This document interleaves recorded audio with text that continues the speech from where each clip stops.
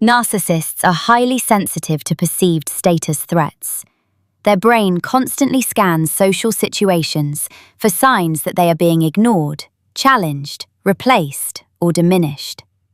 That's why something as simple as your children disagreeing with them, your friends questioning them, or you taking your time before responding can create a reaction that seems completely disproportionate to the situation.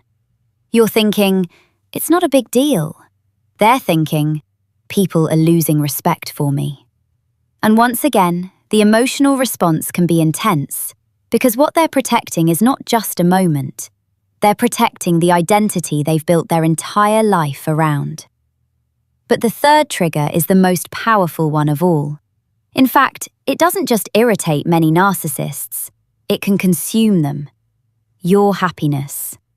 Not the happiness they provide, not the happiness they can take credit for, your independent happiness. This is something many survivors don't understand until after they leave the relationship. Narcissistic personalities often want to be the primary source of emotional gratification in your life. They want to be the center of attention, the center of approval, the center of your emotional world.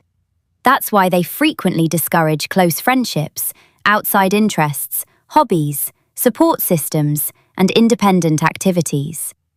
It isn't always obvious. Sometimes it sounds loving. Sometimes it sounds protective. Sometimes it sounds like concern. But over time, your world gets smaller while their importance gets bigger. Then something interesting happens. You start rebuilding your life. You reconnect with friends. You develop interests. You start going places. You laugh more. You become busy. You become engaged with life again. Suddenly, you're not sitting around waiting for their text message. You're not rearranging your schedule around their moods. You're not treating them as the center of the universe anymore. And that can be incredibly unsettling for a narcissist, because your happiness proves something they don't want to believe. It proves you don't need them to feel alive. Imagine he calls and you say, "I'm busy right now. I'll call you later." Imagine he comes home expecting your full attention and you're working on something that excites you. Imagine he expects the entire evening to revolve around him and instead you're focused on your own goals, your own passions, your own life. For many narcissists, that's not just inconvenient, it's threatening. Because attention is a form of emotional fuel. And when your attention starts flowing toward your own life instead of exclusively toward them, they feel the loss immediately. But here's the part people often get wrong. You cannot fake this. You cannot pretend to be happy. You cannot perform confidence. You cannot play games with someone who has spent years studying people's emotional weaknesses. If your happiness is an act, eventually they'll see through it. If your confidence is a costume, eventually it cracks. The real solution is not learning how to trigger a narcissist. The real solution is becoming so connected to your own life that their reactions stop controlling yours. Build friendships because you genuinely enjoy them. Develop interests because they make you feel alive. Create goals because they matter to you. Learn who you are outside of the relationship. Because the greatest threat to a narcissist is not revenge. It's not arguing. It's not winning. It's a woman who no longer needs their approval to feel valuable. And that's where real recovery begins. Not with understanding the narcissist, with understanding yourself. So now you understand something important. Narcissists are not protecting their feelings. They're protecting their image. Those are two very different things. A healthy person may feel embarrassed, reflect on it, laugh about it later, and move on. A narcissist often experiences even minor criticism as a threat to their identity. Anything that damages the carefully constructed image they have of themselves can trigger a defensive reaction.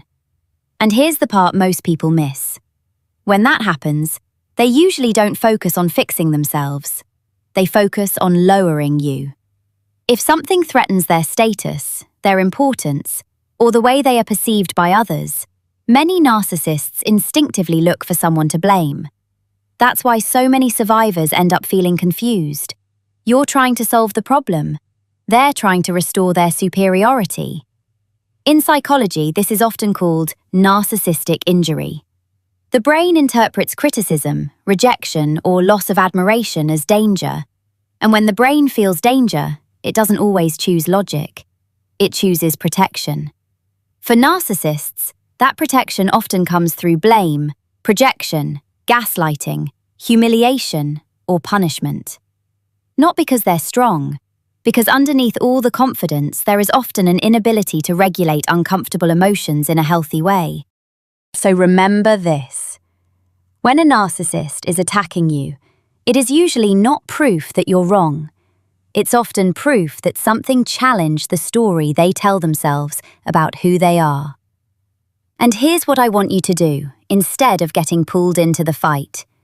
First, stop defending yourself against accusations that make no sense. If you've spent 30 minutes explaining something and they're still twisting your words, you're not having a conversation anymore. You're participating in emotional theatre.